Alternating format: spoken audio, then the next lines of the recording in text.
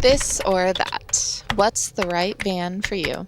Hello, welcome or welcome back. My name is Kath. I've been living in this van for the last 5 years, and today I wanted to make a video going over this or that, the decisions that you need to make when living in a van and choosing a van. I know a lot of you guys might be interested in van life, the different types of vans people live in, and also might need some suggestions on picking out the right van for you. So today we're going to be going over those big decisions that a lot of us have to make in the beginning and the pros and cons to each one. So let's get started with this or that. And the first this or that I have for today is cargo van or conversion van.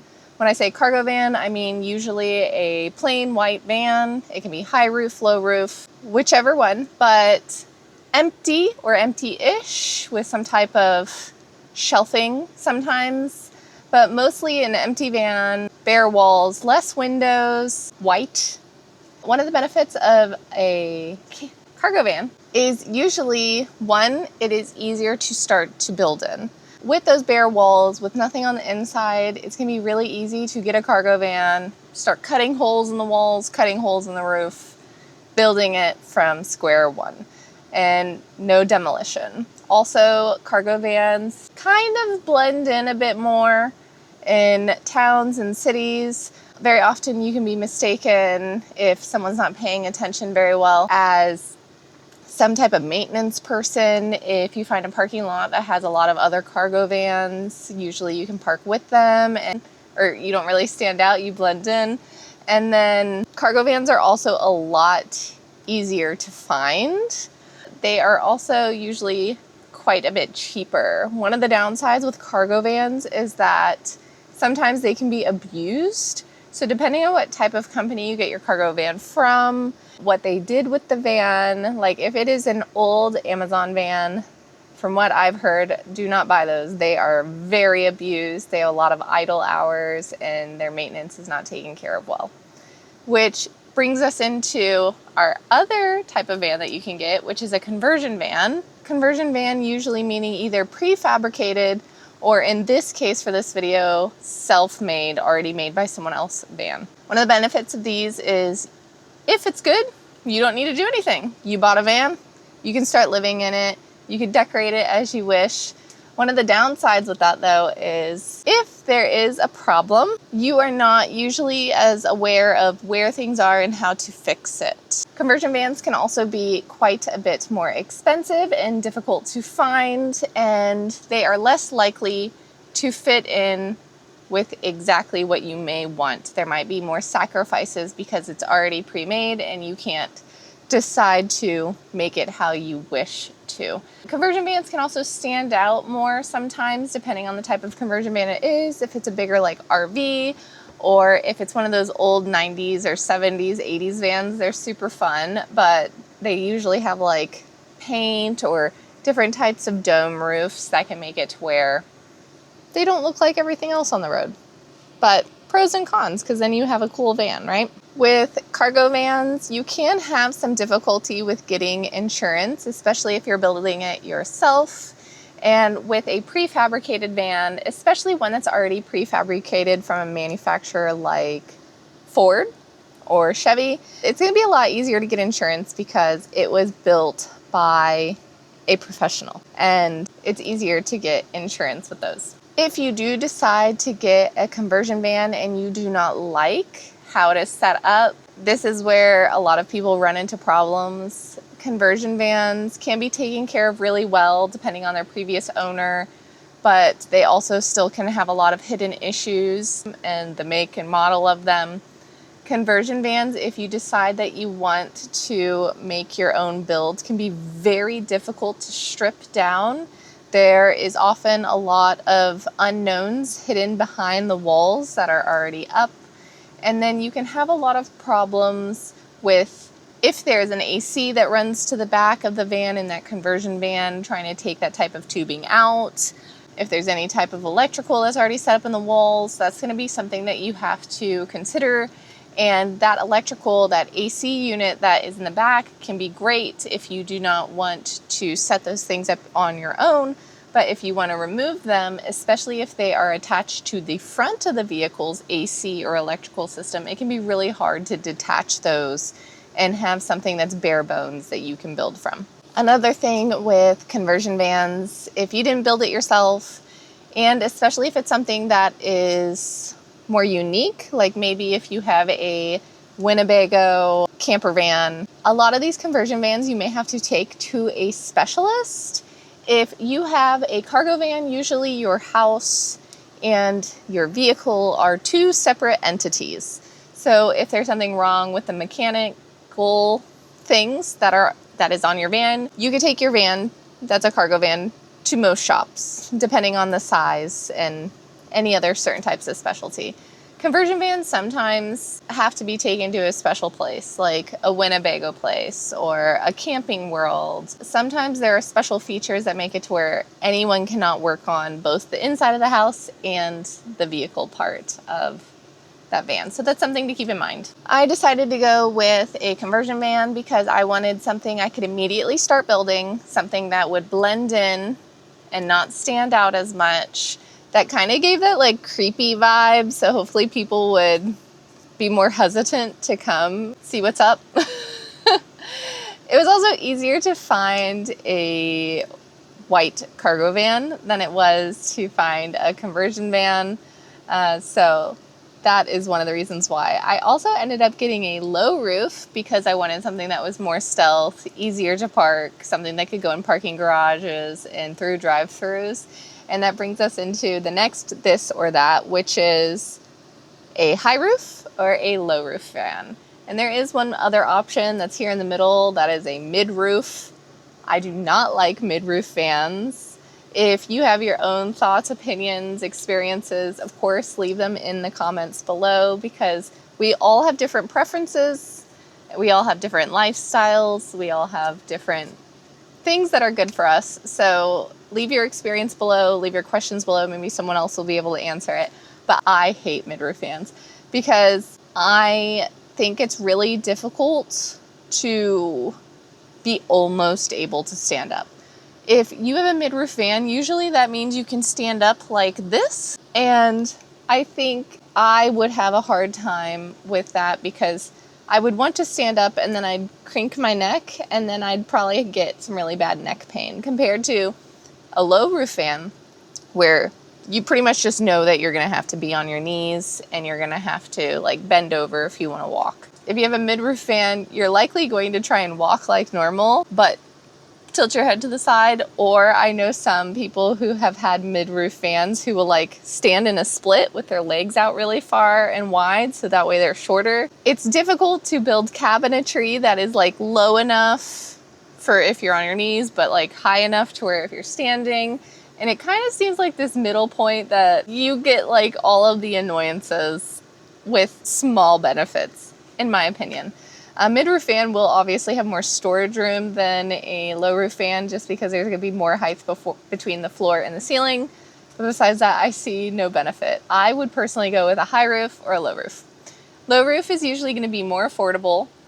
It's going to be able to potentially go through drive-thrus, park in parking garages. It's going to be more stealth. It's going to block less people's views. And I think that people don't talk about those who live in houses, house people, carpet walkers, as some van lifers call them. If you are parked outside of a person's house and you have a high vehicle, which is blocking their view and larger than other vehicles that they normally see on the street, I think that they're going to be more frustrated by your presence. Once again, this is based on my experience and other people's experiences might be different. Compared to a low roof where you kind of blend in with other vehicles more and you don't stand out as much visually, like with a line of sight. If you have a high roof, you may also have some issues with it. First off, we'll have a lot of overhangs that can be a problem. And same thing with like trees if you're in nature. But some cities actually have laws that make it to where you aren't allowed to be driving through the city if you're over a certain height and a certain length. I've never seen these laws enforced, but it is something that you may want to consider when getting a high roof van. Obviously, if you get a high roof van, you're going to have more room for storage. You're going to be able to stand up.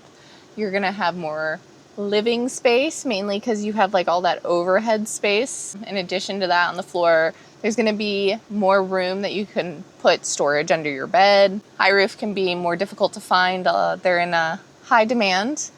And then finding one that's a high roof that's affordable, because they can be more expensive, is available for you to like build yourself a cargo van, to find all of these different things. And it might just come down to budget for many of these decisions. One of the downsides of a high roof van that I think a lot of people miss until they do van life is not only can you not do parking garages and drive-throughs, but there are going to be some places where you cannot get your vehicle serviced because the roof in the bay of the dealership is not high enough.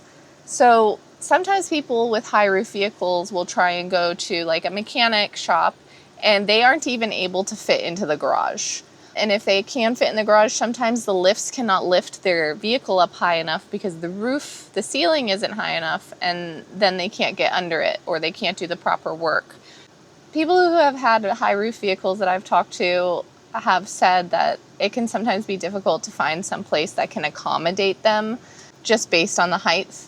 Another factor I don't think a lot of people talk about is the wind issues when driving on the highway. When you have a high roof vehicle, it's going to be much more difficult, from personal experience and talking to other van lifers, to drive and maneuver a high roof vehicle when it's windy. It catches the wind a lot more. It's a lot more top heavy depending on how you store it and build it.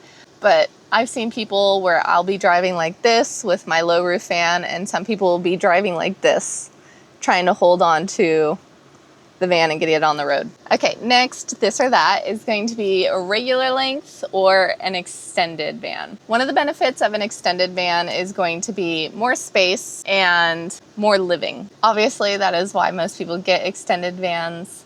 A regular length van like mine is going to be easier to park in parking spaces. It's going to be more maneuverable. You're going to have less restrictions. Like I was saying, some cities limit how long your vehicle can be. Also, some national parks, state parks, and some places in the wilderness can be really hard to maneuver around foliage and mountains, depending on your length.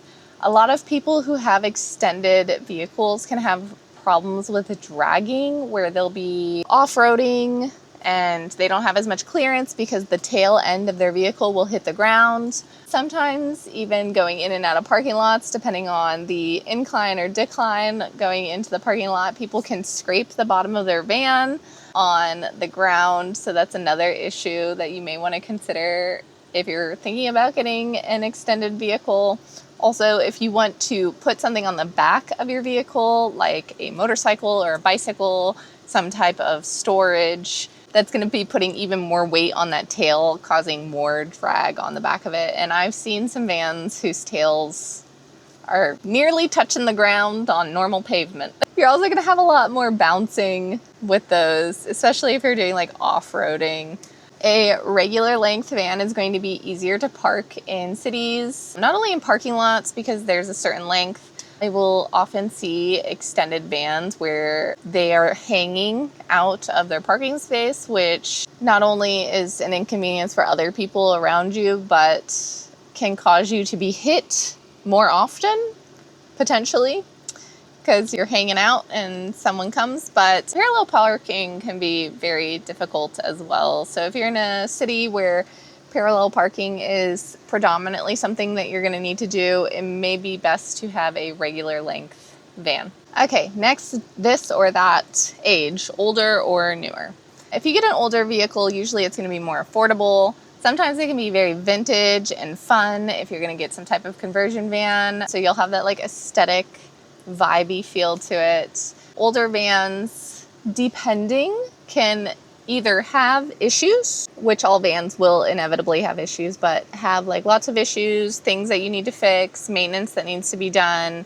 Sometimes they won't run as well, but if you get an older vehicle that's been taken care of well, it might run even better because all of those kinks might have already been fixed and realized along the way. An older van can be easier to find than a newer one, but mainly the issue with newer vehicles is they're more expensive. Usually there's more technology in the van, which can be good for like accessories, like GPS in your van, but then you have more options and opportunities to have things break. With technology and electronics means that you might have to take your van in to an actual dealership instead of like a normal mechanic, and then you have warranties, whatnot. Newer vans can have more technical issues compared to older vans, which may have more mechanical issues. But any van can have an issue at any time, unfortunately, no matter its age or history. That's how vehicles are. With an older vehicle, it is more likely that you can find a mechanic to work on it. If you have a newer vehicle that has some of that technology I was talking about, or if it's a newer vehicle that is less familiar to mechanics, you might have to go to a specific dealership.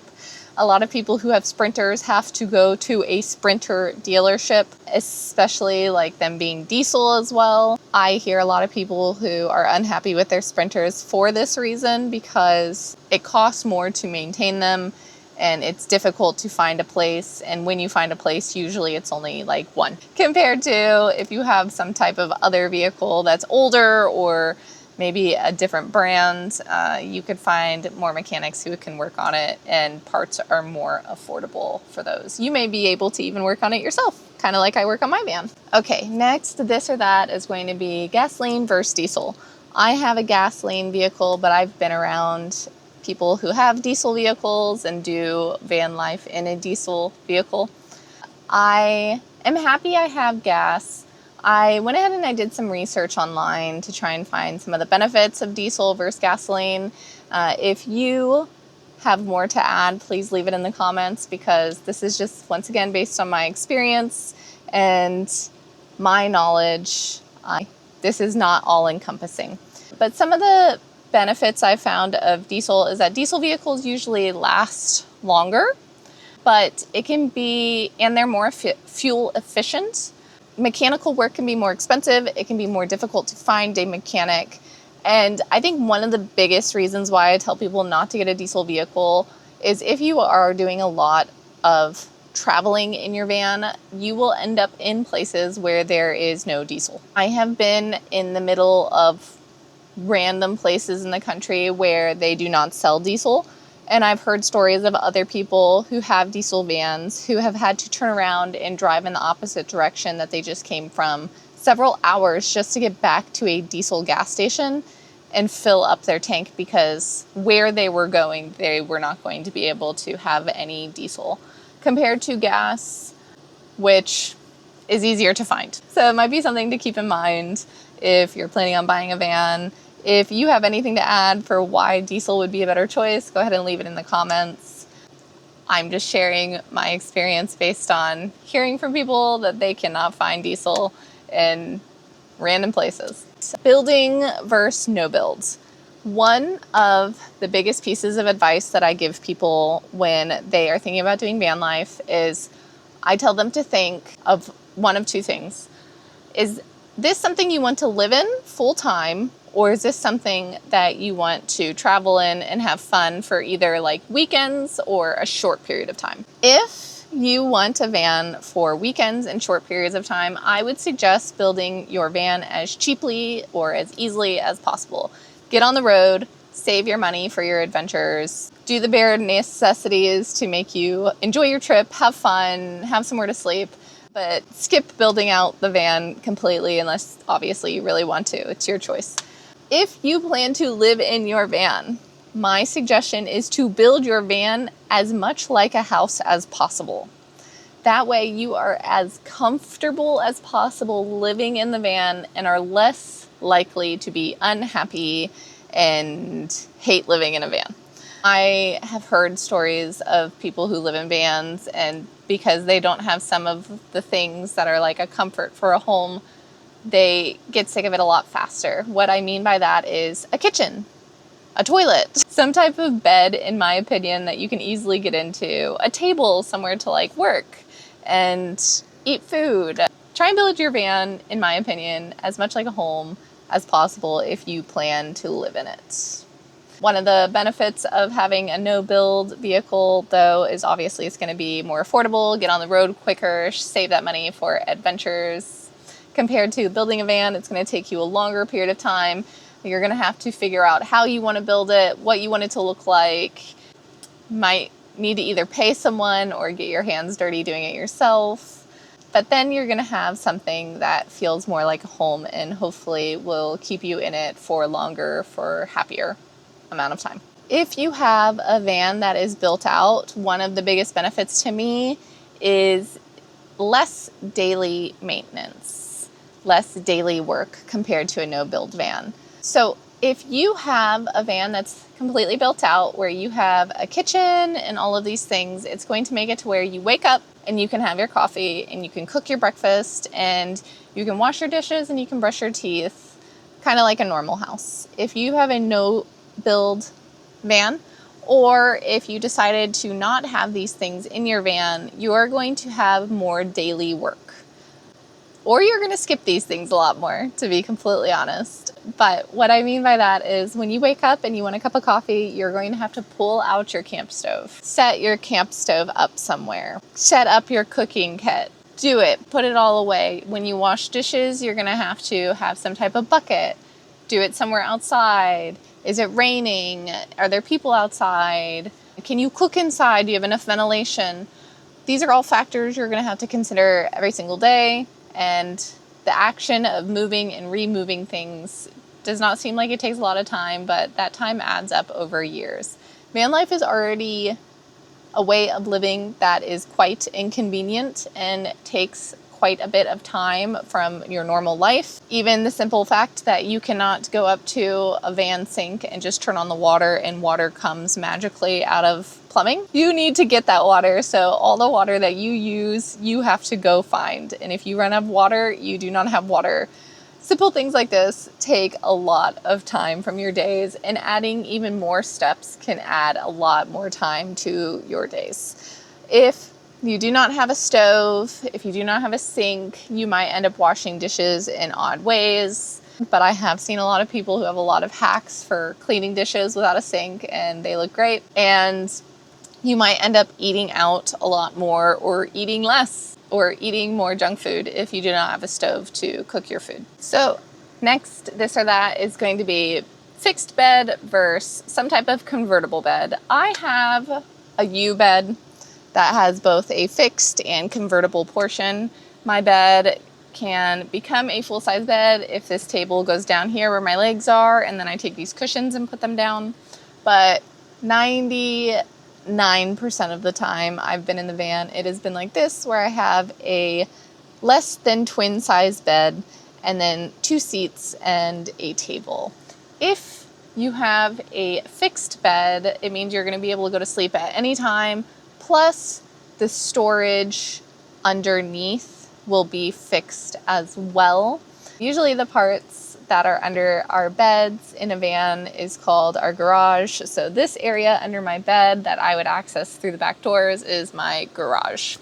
Having a fixed bed is going to make it to where quicker naps, easier daytime, less daytime work like I was talking about for the last this or that. And then also it's going to make it to where you can store those things underneath your vehicle or underneath your bed. This has one downside, which is it's harder to change your mind. If you end up making a complete fixed bed and you do not have a table or chairs or something like that, it will likely be more difficult to change your mind compared to having some type of convertible bed that is either like mine or an aisle where there's 2 benches. If you need to have that conversion, it is there. But I have heard and seen from most van lifers that most people end up leaving their bed in bed mode most of the time, which does give them back that storage space underneath their bed, but that storage space is less permanent. Whether you have a fixed bed or some type of converting bed, if your table is part of your bed, you may often end up without a table. In this case, I have this smaller fixed bed and then a larger conversion. So I have a table most of the time, which I needed for work. But if you have a fixed bed, unless you put your table elsewhere in your van, that space will usually be used for your bed instead of some type of dinette. And then if you have a conversion bed, since most people end up leaving that conversion bed with the tabletop in bed mode, it makes it to where they also do not have a table.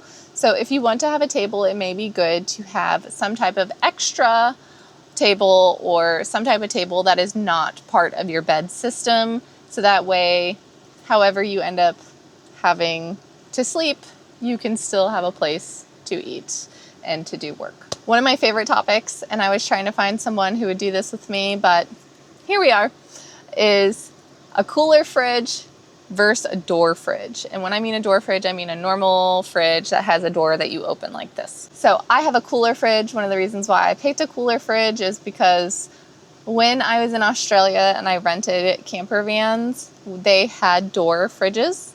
And when we would be driving around, all of the items inside the fridge would fall over or like slam to the front of the fridge.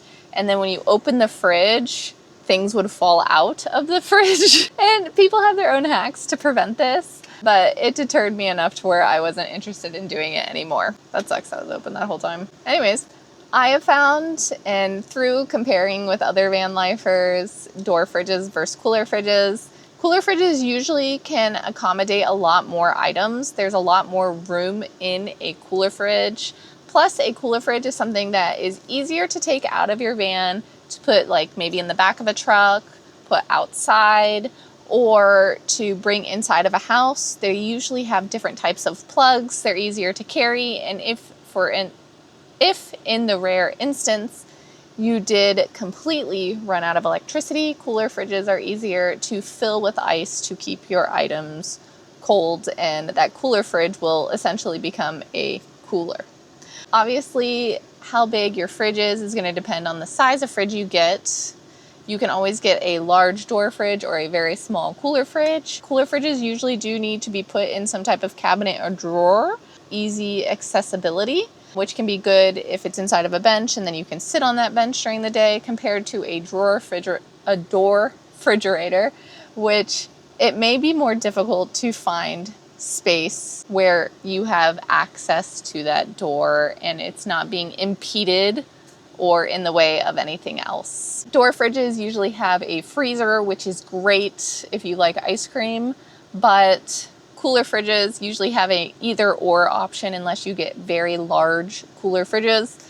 You can either have a freezer or a refrigerator, which makes it very difficult for ice cream or frozen foods. Toilet or no toilet?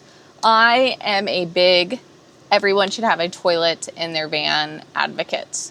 Even if it's not your preferred way to go to the toilet, I think everyone should have something in their van.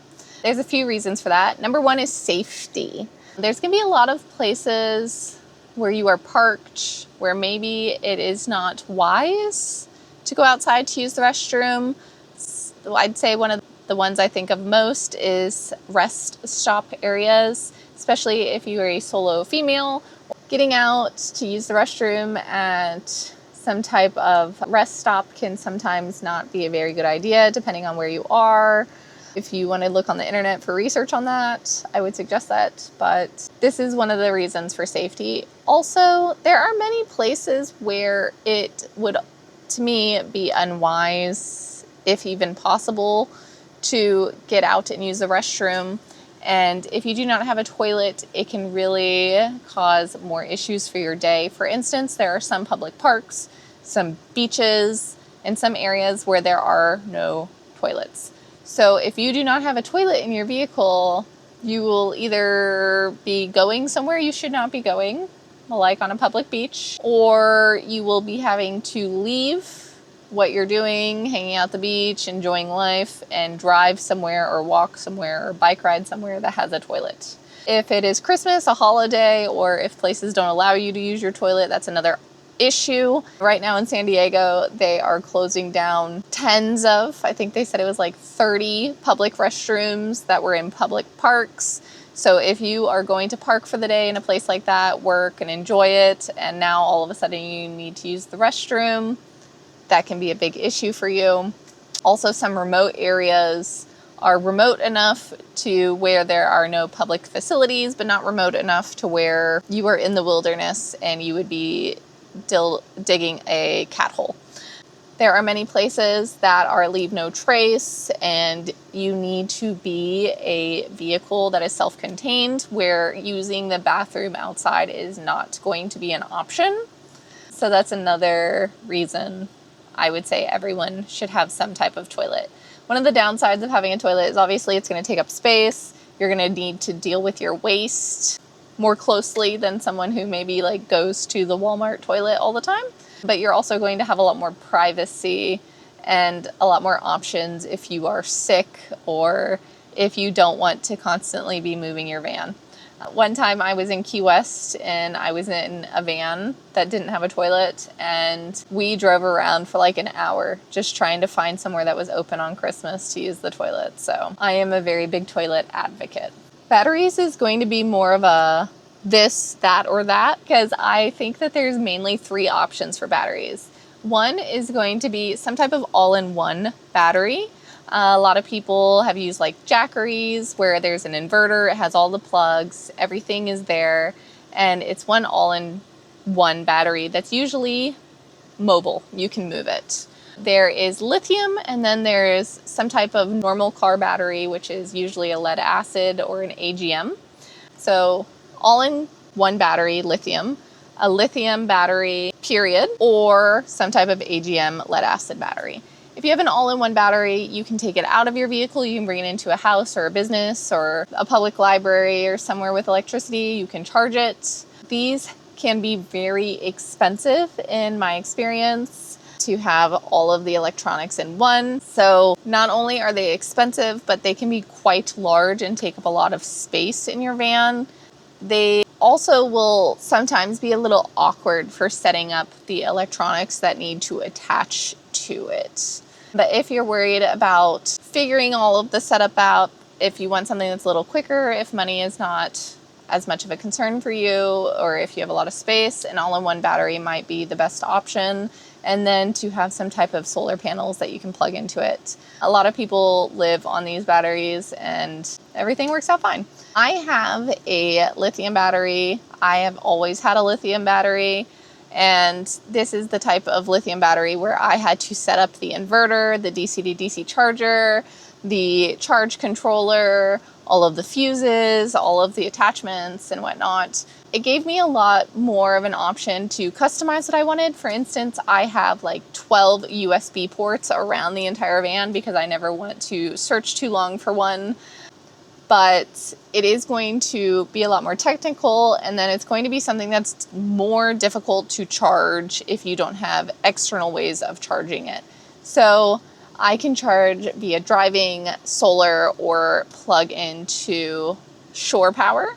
But if you have a normal lithium battery and you do not have the ability to do shore power and it's not an all-in-one, you're not going to be able to take it out and charge it somewhere else. The good thing about lithium batteries is usually you can discharge and recharge them endlessly. It's usually like 5,000 cycles. They are weather tolerant, especially if they are self-heating, and you can find smaller batteries that have more power and they're more affordable now than they are ever, compared to a lead acid battery where you usually can only discharge at 50%. Then if you discharge it more, it can start affecting the battery's ability to recharge and you're going to lose power faster. But lead acid batteries are good in the case where you can often take them out, bring them into an O'Reilly's or somewhere and have them charge it if needed. They're easier to replace, and you don't have to worry about some of the craziness that happens with lithium batteries. You can have issues with them leaking though. One last thing, lithium batteries where you have to set everything up yourself do sometimes need particular accessories that are meant for lithium batteries. So it is important when you're setting up your own lithium battery to buy accessories and set those accessories to be purposely for a lithium battery. So that's what I have right now for our this or that. There are many choices and decisions you would have to make when you decide to buy a van, live in a van. A lot of these are going to come down to costs and luck, what's available in your area, what you can find, and how long you're willing to wait. Think about whether you want something long-term, short-term, something that has a lower investment at the beginning, but maybe higher daily investment in setting up your kitchen and your sink, having to drive to use the toilet, or if you want something where you account for these at the beginning, but then you have less daily maintenance. If you have any ideas, thoughts, comments, suggestions, leave them in the comments below. These are just my experiences and what I've witnessed, but we have such differing lives in general and doing van life that I'm sure so many of you guys have your own experiences with these different thises or that's. Don't forget to like and subscribe. It would be super cool if I could make it to 5,000 subscribers by the end of the year, and I could do that with your help. Subscribing is free. If you could hype the video, that'd be super cool as well. I hope I'll catch you in the next one, and hopefully this helped you. Bye!